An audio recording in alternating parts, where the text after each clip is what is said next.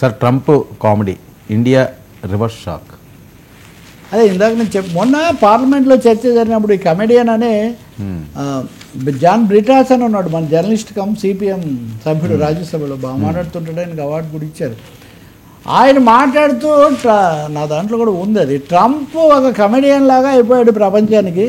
మీరు ఏమీ మాట్లాడలేరు, ఏది పడితే అది చేస్తుంటే మీరు ఎందుకు ప్రశ్నించడం లేదు అని ఒక తీవ్ర స్థాయిలో ఆయన కామెంట్ చేశాడు.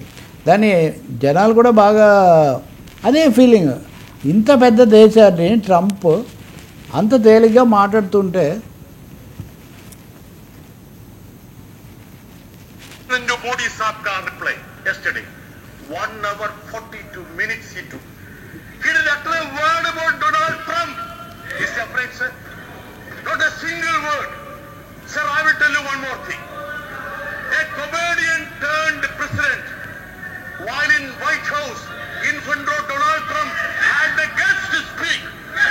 You are speaking rubbish. Our Prime Minister, while he was with Donald Trump, was laughing when Trump was poking India, tariff king. Sir, ये हमारा ये सब क्या प्रॉब्लम है सर? ये सब क्या बात है?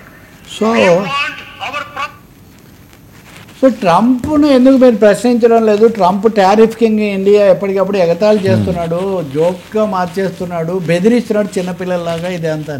కానీ మనం ఎంత లోబడి ఉన్నా ట్రంప్ ఎంత గొప్పవాడంటే మనం కూడా ఎదురు తిరక్క తప్పని పరిస్థితి కల్పించాడు ఆయన.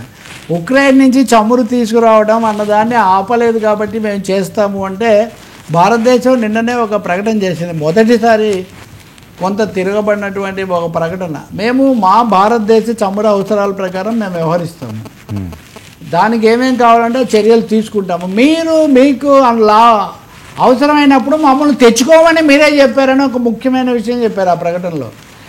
ఉక్రెయిన్ నుంచి మీరు చమురు తెచ్చుకోండి అని మాకు చెప్పింది, మీరు ప్రోత్సహించారు. మీరు ఇప్పుడు మళ్ళీ మీకేదో కుదరలేదని చెప్పి మీరు మమ్మల్ని చెవి మెలి పెడతామంటే మేమేం ఒప్పుకోము అన్నారు. రెండవది, మేము రష్యాతో చేసే వ్యాపారం కంటే అమెరికా అనేక రెట్లు ఎక్కువ వ్యాపారం చేస్తూ ఉంది, ఆఖరికి కొన్ని ఆయుధాలకు సంబంధించి కూడా మీరు సరఫరాలు చేస్తున్నారు, అలాగే మీ మీద ఎక్కువ ఒత్తిడి పెడుతున్నటువంటి